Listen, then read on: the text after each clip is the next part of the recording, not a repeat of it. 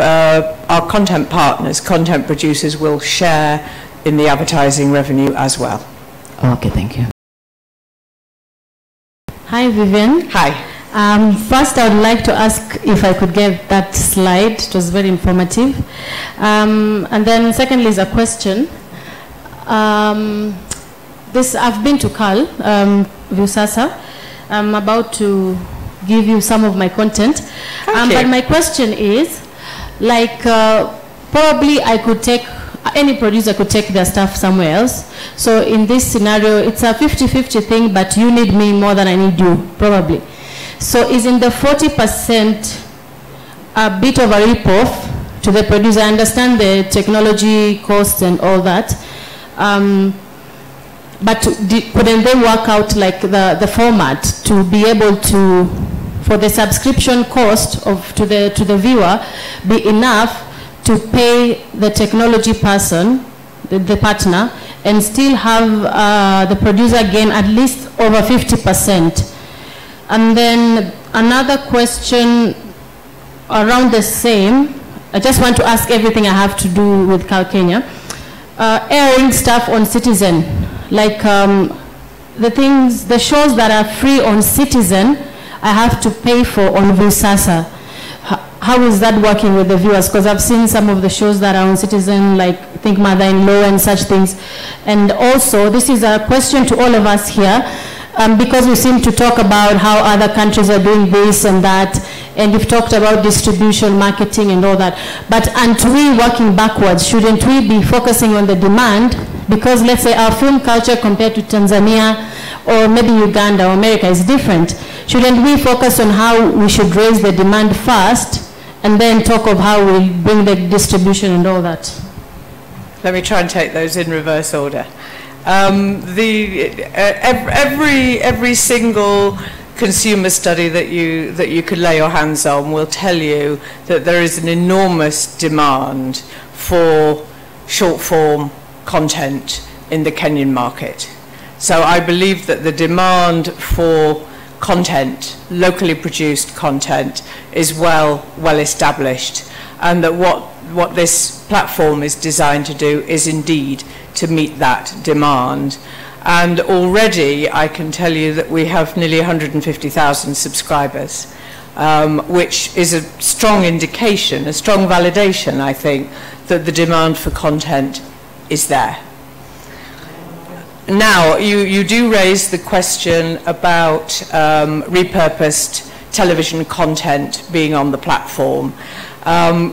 In a way, it's extremely regrettable that that has to be there.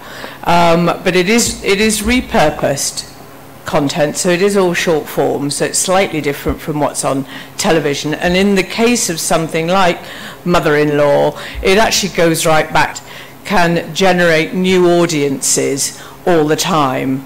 Our challenge was not enough fresh, new, local content at launch, which is why you see that content sitting there.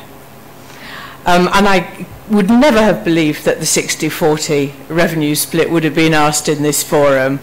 It is exactly as I described it, that in order to run this business, you do have enormous technology costs, and you do have marketing and promotion costs, and the business plan added up that way. But I understand that, and I do understand, that it would not be as generous as maybe one would wish to see at this stage. But you will share in any advertising revenues, which is not true on other platforms. And it may be in time that that share will even out and move to 50-50. But I can't stand in front of you and say I could go and change all those business forecasts. Okay. Is there any other question, or can we close it there? Yes, over there. And then we come and finish it here.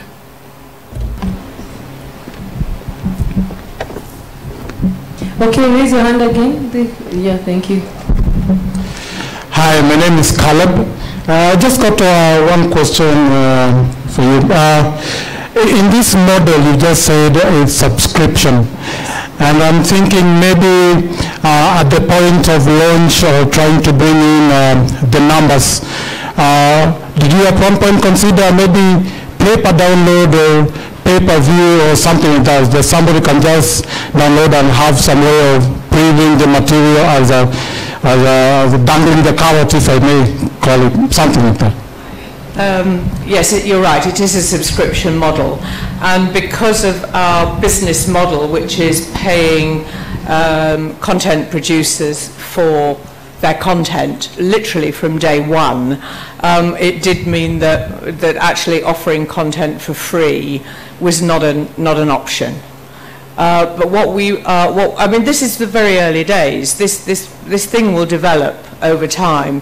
What is likely to happen over time is that it becomes possibly a model whereby some content will be free, i.e. free of subscription, but carry advertising.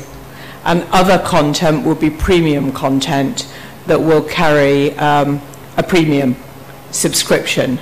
But in the beginning, we opted to go for a low, very low micro-payment access to all of the videos and all of the music for a day, or a week, or a month.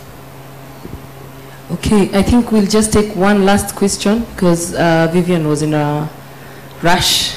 So please, the last.